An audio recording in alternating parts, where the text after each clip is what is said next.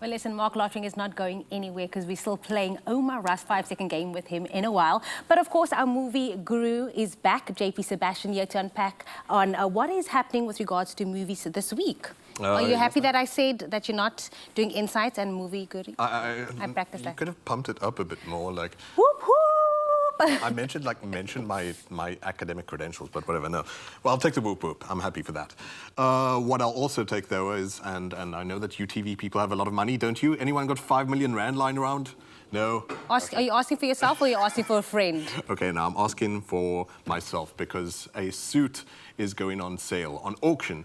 The spacesuit from 2001: A Space Odyssey is up for auction and most likely will reach a value of 5 million rand soon. 2001: A Space Odyssey is obviously the masterpiece, and really I'm just making any kind of excuse to show you photographs of it.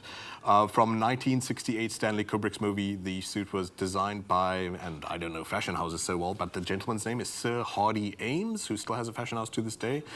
I'm sure that people will be. And I mean, we need all the PPE we can get, so if you've got 5 million bucks lying around, this is one of the most beautiful design things. 2001: A Space Odyssey informed even the way our tablets look, informed the kind of way directors wanted their movies to look. And so that's definitely a keeper for someone who has that kind of spare change. Just 5 million rand, though.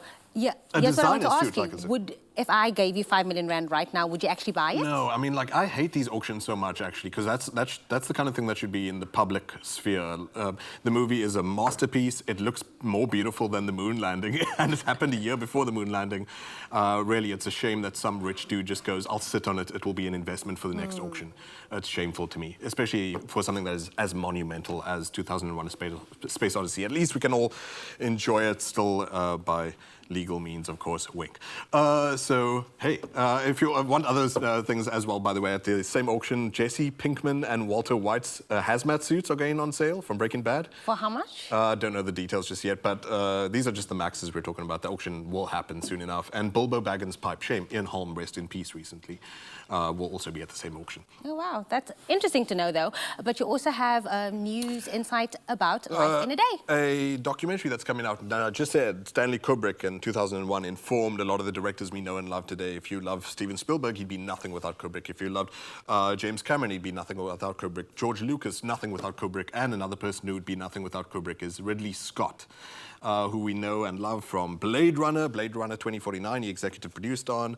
Gladiator, he's making a documentary called Life in a Day 2020. There you're seeing him on set with Matt Damon in The Martian.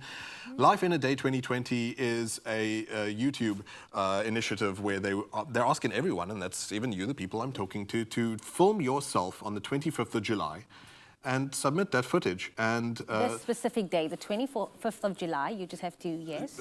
Show us what your day on Earth looks like, and 30 unlucky editors will sit through. The last time they did this 10 years ago, it was 80,000 submissions, and they string that into a feature-length documentary. It'll be about 1 hour, 40 minutes, and they'll show that at Sundance Festival. Man, Ridley Scott, looking at your footage. They ask you, by the way, if you do try and do this kind of thing, don't do anything too glossy. Don't over-design and over-perform it. They just want to see you in your humanness on Earth, your real self. So something similar to, say, Koyanis Katsi or other great documentaries of back in the day, just trying to capture life. And yeah, I suppose what better year for that? I like this. I actually really like this idea because I feel like everyone will have a different story from this day, but also now during lockdown, again, being innovative of how, you know, film producers or just people being creative puts us all together. And just how we're coping as a planet. I suppose it makes sense that Ridley Scott, the guy who did Alien and other disaster movies, is behind the production of this. Directed, by the way, by the director of The Last King of Scotland, Kevin MacDonald. So it's all very serious people who might be working with your footage. Maybe a well-meaning project. Maybe if I'm being a bit too cynical, maybe like, you know, trying to soften us up for stealing our private information, YouTube. But no, I'm sure that they mean well to do a beautiful, touching sort of documentary about life on Earth. And then I'm very excited because you have some news about my man crush, Monday every day, Ryan Gosling. Right. He's making news this week. Tell me about that. Well, it's not directly about him, but I'll talk about him for sure. Just like 10 seconds at least. So Lee Whannell is the director of The Invisible Man. I don't know if you enjoyed that. It came out recently. A lot of people were into that. It had the lady Elizabeth Moss from The Handmaid's Tale in it. Anyway, I thought that the movie was good, but it acted very much sort of like a showcase of just his talent, sort of almost just his portfolio, for my money anyway, which is not a lot. Anyone 5 million.